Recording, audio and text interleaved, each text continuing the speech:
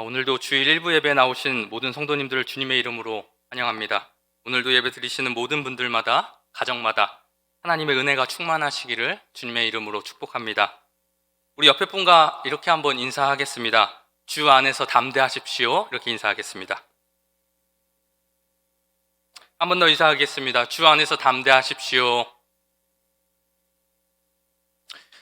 현장과 온라인 예배 드리시는 모든 분들과 그 삶 속에 어떤 환란이 찾아올지라도 세상을 이기신 그 예수 그리스도의 이름으로 담대하게 살아가시는 우리 모든 대전중앙교회 성도님들 되시기를 축복합니다. 오늘은 요한복음 16장 25절부터 33절까지의 말씀을 가지고 환란 속의 담대함이라는 제목으로 함께 말씀을 나누겠습니다. 여러분은 혹시 이미 결과가 나온 스포츠 중계를 보신 적 있으십니까? 아니면 이미 결말을 알고서 드라마를 보신 적이 있으십니까? 결과를 알고 우리가 스포츠 경기를 보거나 결과를 알고 드라마를 보게 되면 그만큼 긴장감은 떨어집니다.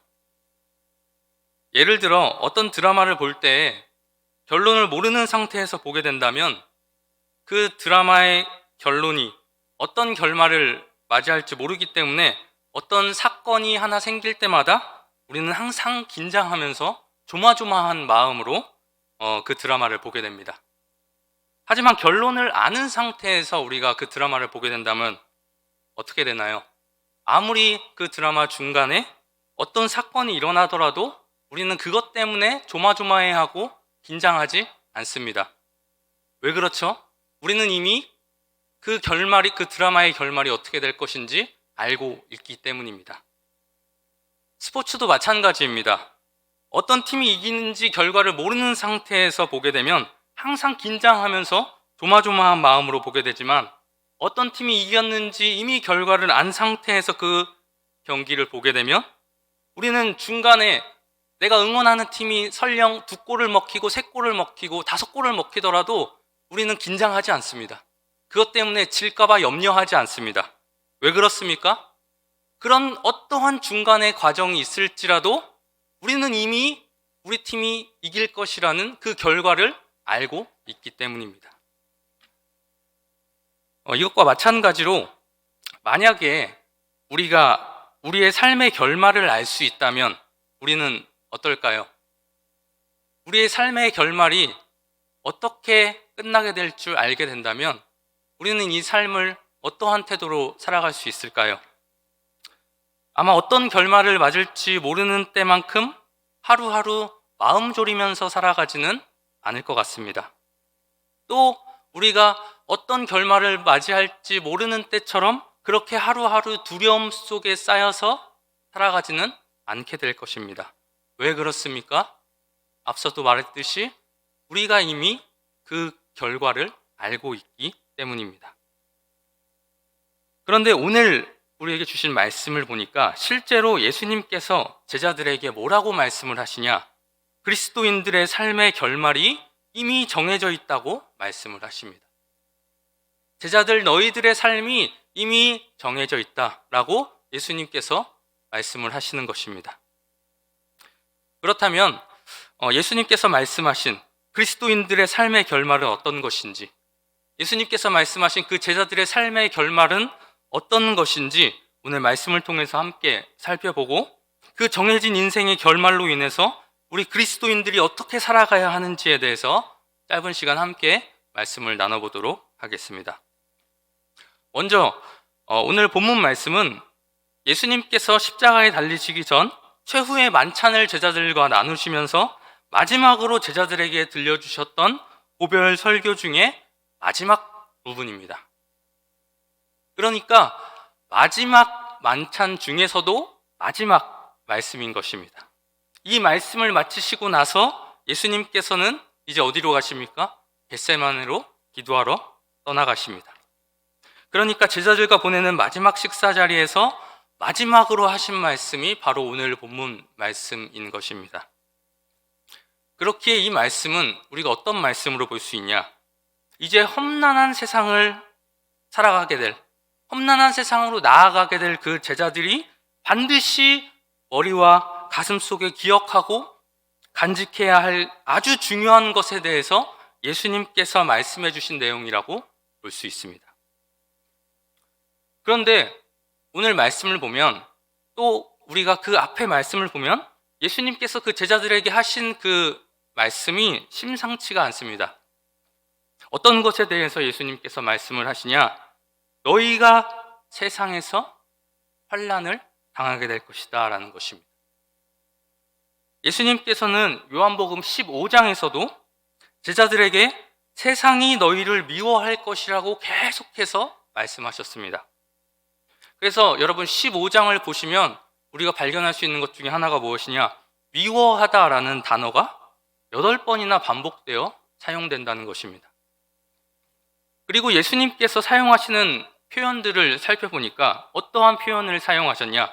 미움을 받는다라는 말부터 시작해서 출교를 당할 것이다, 환난을 당할 것이다, 너희는 죽음을 당할 것이다 라는 말씀까지 점점 더 어떻게 되고 있습니까? 그 강도가 높아지는 것을 우리는 발견할 수 있습니다. 하지만 이 당시에 제자들은 어떤 생각을 가지고 있었습니까? 제자들은 그들이 환난을 당할 것이라고는 전혀 생각지도 않고 있었습니다. 이 당시만 해도 제자들은 예수님과 함께함으로 세상에서 인정받고 대접받을 것을 기대하고 있었습니다. 그런데 정작 예수님께서 그들에게 예고하시는 것은 무엇이냐? 바로 환난이었습니다. 제자들은 영광을 받을 것을 기대하고 있었지만 예수님께서는 너희들은 영광 받을 삶을 살아가는 것이 아니라 세상 가운데서 고난을 받게 될 것이고 환난을 얻게 될 것이다 라고 말씀하신 것입니다. 예수님의 제자로 살아갈 때 피할 수 없는 것이 있는데 그것이 무엇이냐? 바로 환난이라고 예수님께서 제자들에게 말씀해주고 있는 것입니다. 여러분, 이것은 지금도 마찬가지입니다. 우리가 예수님의 제자로 살아갈 때에 우리는 반드시 환난을 겪게 됩니다. 여러분, 이 환난이라는 단어는 어떤 단어에서 유래가 되었냐, 파생되었냐? 깔아뭉개다, 또 압착하다라는 단어에서 파생된 단어입니다. 그래서 이것은 마치 식물의 뿌리나 열매를 압착기에 넣어서 기름을 짜내는 것과 같은 상태를 묘사하는 단어가 바로 환난이라는 단어입니다. 그러니까 예수님께서 우리가 예수님의 제자로 살아갈 때에 어떤 삶을 살게 될 것이냐? 마치 압착기 안에 들어가서 우리의 모든 진행을 쏟아놓게 만들 정도로 가혹한 환난을 경험하게 될 것이라고 말씀하고 계신 것입니다. 예수님께서는 결코 너희가 내 안에 있으면 너희는 축복만 받을 것이고 어떠한 환난도 경험하지 않을 것이다 라고 말씀하시지 않으셨습니다. 예수님께서는 너희가 설령 내 안에 있을지라도 환난이 너희에게 임할 것이다 라고 말씀하십니다. 실제로 여기서 환난을 당하다 할 때 당하다라는 이 단어는 원리로 정해진 것, 당연한 것이라는 의미를 내포하고 있습니다. 그러니까 제자의 삶에서 환난은 피할 수 없다라는 것입니다. 그런데 예수님께서 이 피할 수 없을 것이라고 말씀하신 환난은 사실 이 세상 살아가면서 누구나 겪게 되는 그 환난을 말씀하신 것이 아닙니다. 우리는 누구나 세상을 살아가면서 설령 예수를 믿지 않더라도 환난을 경험합니다. 그런데 여기서 예수님께서 말씀하신 이 환난은 참 아이러니하게도 어떤 환난을 말씀하신 것이냐? 예수 그리스도 안에 있기 때문에 겪게 될 환난에 대해서 말씀하신 것입니다. 그러니까 예수 그리스도 안에 있기 때문에 남들이 겪지 않아도 될 경제 문제를 겪게 되고, 예수 그리스도 안에 있기 때문에 남들이 겪지 않을 건강의 문제를 겪게 되고, 예수 그리스도 안에 있기 때문에 남들이 겪지 않을 관계의 문제를 겪게 되고, 예수 그리스도 안에 있기 때문에 남들이 겪지 않을 신앙의 문제를 너희들이 경험하게 될 것이라는 것입니다.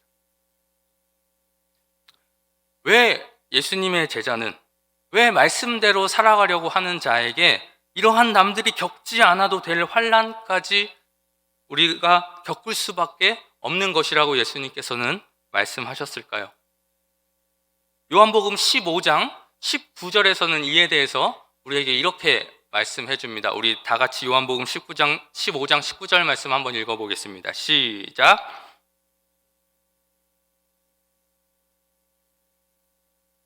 너희는 세상에 속한 자가 아니요 도리어 내가 너희를 세상에서 택하였기 때문에 세상이 너희를 미워하느니라. 왜 세상이 예수 그리스도 믿는 자를 미워한다고 말합니까? 그리스도인은 세상에 속해 있지 않고 하나님께 속해 있기 때문입니다. 세상에 살면서도 세상의 기준대로 살지 않고 세상과 구별되어서 하나님의 말씀을 기준 삼아 살기 때문입니다. 세상이 우리에게 제시하는 육신의 정욕, 안목의 정욕, 이생의 자랑을 쫓아 살아가지 않기 때문입니다. 쉽게 말하면 세상을 따르지 않기 때문입니다. 그렇게 세상이 우리를 굴복시키기 위해서 우리의 삶에 계속해서 환난을 준다고 우리 이야기하고 있는 것입니다.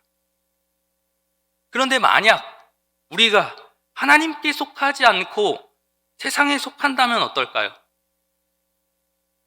그래서 세상 사람들과 똑같은 모습을 하고 살아가고 세상 사람들과 똑같은 생각을 가지고 살아간다면 하나님의 말씀을 기준으로 삼고 살아가는 것이 아니라 세상의 방식을 기준으로 삼고 세상 사람들이 말하는 것을 기준으로 삼고 살아간다면 육신의 정욕을 쫓아 살아가고 안목의 정욕을 쫓아 살아가고 이생의 자랑을 쫓아 살아간다면 오히려 세상은 우리를 사랑할 것이고 또 그로 인해서 우리는 남들이 겪지 않을 환난을 우리 또한 받지 않을 수 있을 것이라고 이야기합니다.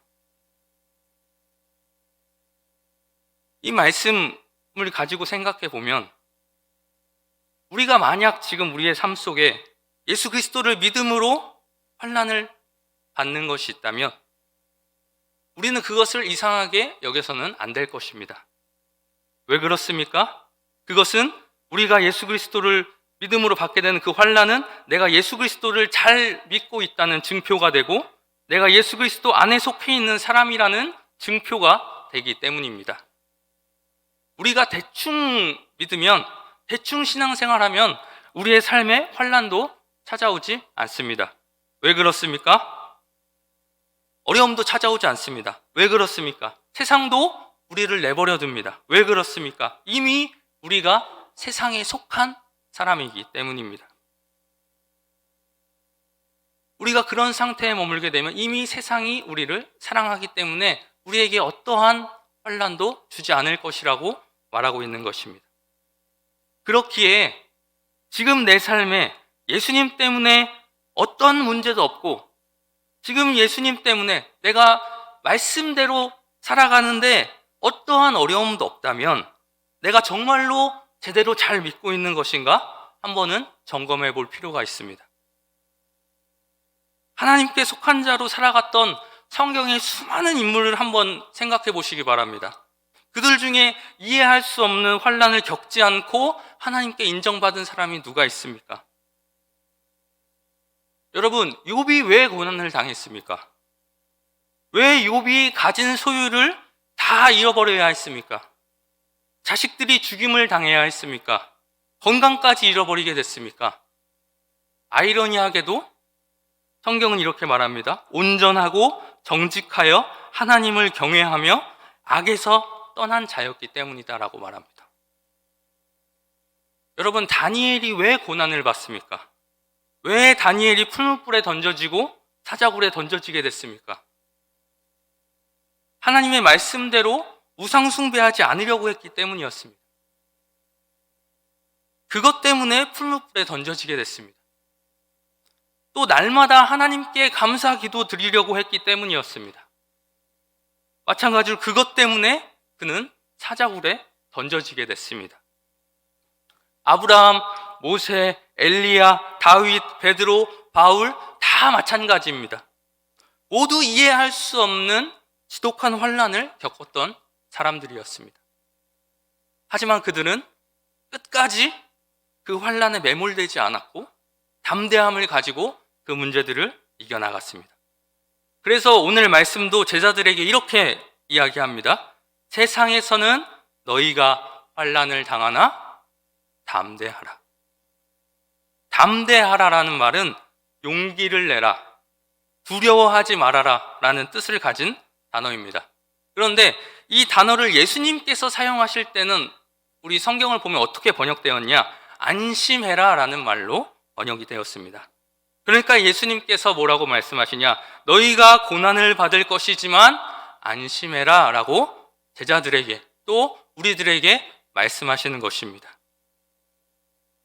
여러분, 이때 이렇게 안심하라고 예수님께서 말씀하실 때 사실 예수님께서는 이미 제자들이 앞으로 어떤 끔찍한 환난을 겪게 될 것인지 이미 다 알고 계셨습니다. 성에서 쫓겨나고 매를 맞게 되고 감옥에 갇히게 되고 심지어는 죽임을 당할 것까지도 예수님은 이미 다 알고 계셨습니다. 그런데도 예수님께서는 그 제자들에게 뭐라고 말씀하시나요? 그럼에도 불구하고 담대하라.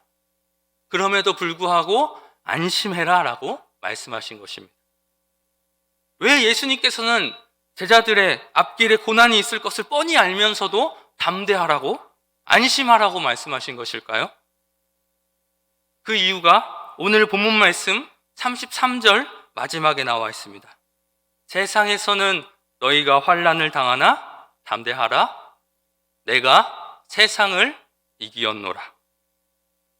예수님께서 제자들의 앞길에 어떤 고난이 있을 것인지 알면서도 안심하라고 하신 이유는 바로 예수님께서 이미 세상을 이기셨기 때문입니다. 예수 그리스도께서 십자가에서 죽으시고 사흘 만에 부활하심으로 죄와 사망의 권세를 이기시고 세상에 대해 영원한 승리를 거두셨기 때문입니다.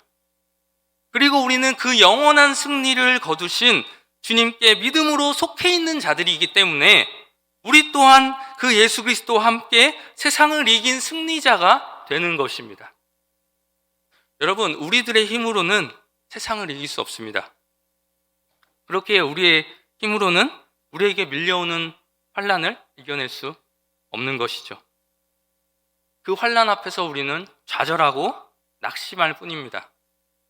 하지만 세상을 이기신 예수 그리스도와 함께 한다면 우리는 날마다 세상에 승리할 수 있습니다. 우리를 절망에 빠뜨리려고 하는 그 환난 앞에서도 담대할 수 있는 것입니다. 이것은 우리가 예수님께 속하기만 하면 얻을 수 있는 것입니다. 예수님의 소유가 되기만 하면 이러한 삶을 살 수 있다고 성경은 우리에게 이야기해주고 있습니다. 그러면 우리는 어떻게 예수님께 속할 수 있을까요? 우리는 이미 답을 다 알고 있습니다. 요한일서 5장 4절에서는 우리에게 이에 대해서 이렇게 말해줍니다. 우리 다 같이 한번 읽어보겠습니다. 시작!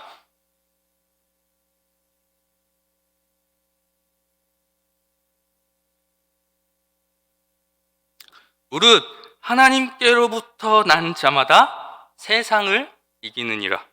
세상을 이기는 승리는 이것이니 우리의 믿음이니라. 무엇을 통해 우리가 세상을 이길 수 있다고 말합니까?